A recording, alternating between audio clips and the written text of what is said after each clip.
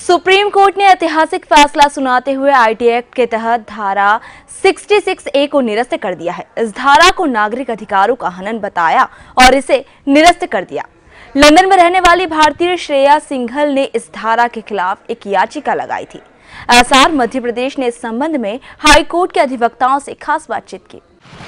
मेरे अनुसार honourable apex court ने एकदम सही और जस्टिफाइड जजमेंट दिया है। सभी पब्लिक इंटरेस्ट में, सभी पब्लिक के लिए बिल्कुल सही कहा है। Freedom of right, freedom of impression, freedom of justice सभी को मिलनी चाहिए। सभी को इस अपनी अभिव्यक्ति के लिए सोशल मीडिया में या किसी भी मीडिया में अपनी अभिव्यक्ति जो लॉफुल हो, लीगल अभिव्यक्ति हो, जो किसी को किसी प्रकार का क्रिटिसाइज ना हो, किसी प्रकार का कोई दुख ना पहुंचाए, किसी प्रकार का कोई गड़बड़ न करे, किसी प्रकार का कोई इलीगल एक्टिविटी न करे, इसको जस्टिफाइड करते हुए सही और पूरे इम्पैक्ट के साथ जजमेंट दिया है। ऑनरेबल अपेक्स कोर्ट का जजमेंट जो है वो पूरी पब्लिक के द्वारा वंदनीय है और प्रेसफुल है। आपका नाम बताएं सर? अभिषेक चटर्जी, एडवोकेट। 66 ये जो इंफॉर्मेशन टेक्नोलॉजी एक्ट है, ये 2009 में इसको संशोधन द्वारा जोड़ी गई थी और इसके द्वारा ऑफेंसिव मैसेजेस जो कंप्यूटर के द्वारा या कंप्यूटर डिवाइस द्वारा अगर भेजे जाते हैं तो उसको दंडात्मक बनाया गया था। उसके लिए 3 साल तक की सज़ा और जुर्माने तक का प्रावधान किया गया था।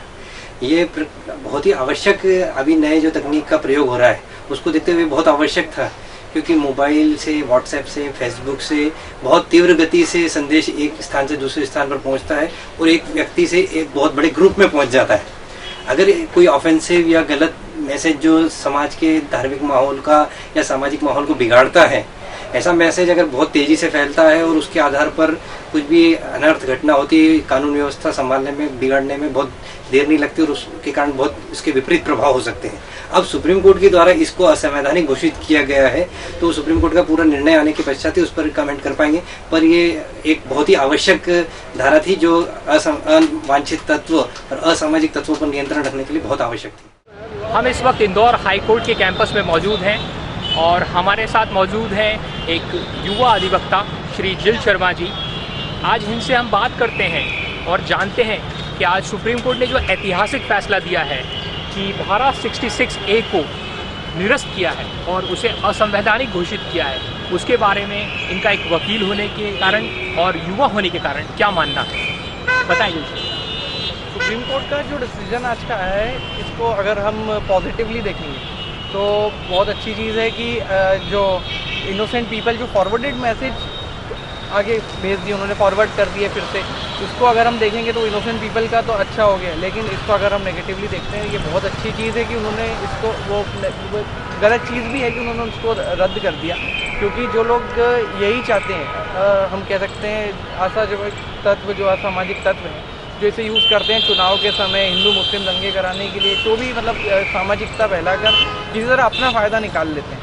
तो उसके लिए ये एक बेटर चीज़ है, बेकार चीज़ है कि नहीं यार, वो अगर रद्द हो जाएगी तो उनको तो पूरी आज़ादी, वो कुछ भी कर सकते हैं। लेकिन हम इन, आपका मानना है कि कुछ लोग हैं जो अनभिज्ञता में इस धारा के दायरे को पार कर जाते थे, बिल्कुल, और कुछ लोग हैं जो जानबूझ के करते हैं, बिल्कुल, तो वो ओरिजिन ट्रेस करके उन लोगों के ऊपर कार्रवाई करनी चाहिए, ना कि मासूम लोगों पे। और शायद सुप्रीम कोर्ट अगर बीच का रास्ता निकालती तो बेहतर होता। बिल्कुल बिल्कुल बेहतर होता, क्योंकि इसमें जो लोग सिर्फ फॉरवर्ड मैसेज आया उन्होंने आगे सेंड कर दिया, तो उन लोगों के लिए तो गलत ही, वो लोग बेचारे क्यों भुगतेंगे। और इसकी बजाय इसके लिए कि जो ओरिजिन है, जहाँ से मैसेज आया, डेवलप हुआ, हम उसको अगर जाके पकड़ते और उसके लिए बीच का रास्ता कुछ निकलता है, the origin should be punished, तो वो वुड बी बेटर। आपको क्या लगता है कि सुप्रीम कोर्ट ने यहाँ अल्ट्रा सेंसिटिविटी या अति संवेदनशीलता दिखाई है, खासकर देश के युवाओं के प्रति, क्योंकि सोशल मीडिया का उपयोग बढ़ रहा है, देश में युवाओं की संख्या सबसे ज़्यादा है।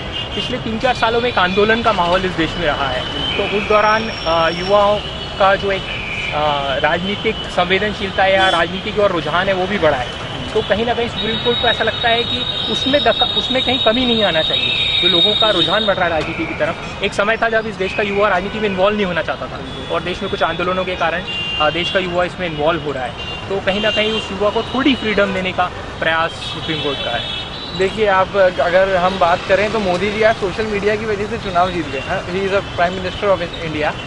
अगर इसी चीज़ को नेगेटिव लेंगे आप तो ये उल्टी सीधी दंगों वंगों में चुनाव में जो काम आ रहा है वो उसी चीज़ को आप पॉजिटिव लेंगे। आज नरेंद्र मोदी हमारे लीडर हैं, तो सोशल मीडिया का एक इफेक्ट तो बहुत ज़्यादा ही है।